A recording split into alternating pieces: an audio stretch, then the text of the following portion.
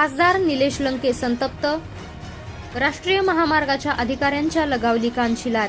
आढळगाव ते जामखेड टप्प्याच्या अपूर्ण कामाबाबत सुरू असलेल्या उपोषणात खासदार निलेश लंके यांनी संतप्त होऊन थेट राष्ट्रीय महामार्गाचे अधिकाऱ्यांच्या कानाखाली ठेवून दिली आहे. दरम्यान या प्रकारानंतर संबंधित अधिकाऱ्याकडून घडलेल्या बाक्या प्रसंगाबाबत इन्कार केला असला तरी लंके समर्थकांकडून घडलेल्या प्रकाराबाबत दावा करण्यात आलाय.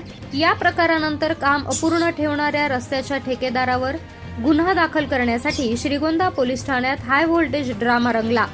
राष्ट्रीय महामार्ग 548D वरील आढळगाव ते जामखेड या रस्त्याच्या अपूर्ण काम रखडलेल्या टप्प्यासाठी सतत आंदोलन करूनही अधिकाऱ्यांकडून दिलेल्या आश्वासनांची पूर्ती होत नसल्यानं खासदार निलेश लंके प्रतिष्ठान श्रीगोंद्याचे अध्यक्ष सुभान तांबोळी 13 मे पासून आढळगाव येथे उपोषणाला बसले होते.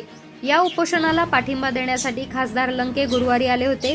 यावेळी राष्ट्रीय महामार्गाचे अधिकारी आणि ठेकेदाराला कामाच्या दिरंगाईबाबत जाब विचारत त्यांना थेट अधिकाऱ्यांच्या कानशिलात लगावत चोप दिला. या प्रकारामुळे खळबळ उडाली.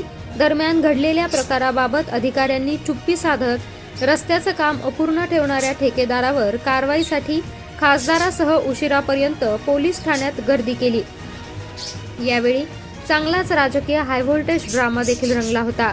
गेल्या वर्षापासून राष्ट्रीय महामार्ग 548Dचं काम सुरू आहे, परंतु ठेकेदार निखिल कन्स्ट्रक्शनने आढळगाव गावठाण नजीक बस स्थानकावर 1 किलोमीटरवर वालवडपर्यंत टप्प्यात सुमारे 5 किलोमीटर रस्त्याचं काम अपूर्ण, त्यामुळे या परिसरात जवळपास 10 ते 12 निष्पाप व्यक्तींचा अपघातात मृत्यू झालाय, तर शेकडो जण जायबंदी झाले आहेत.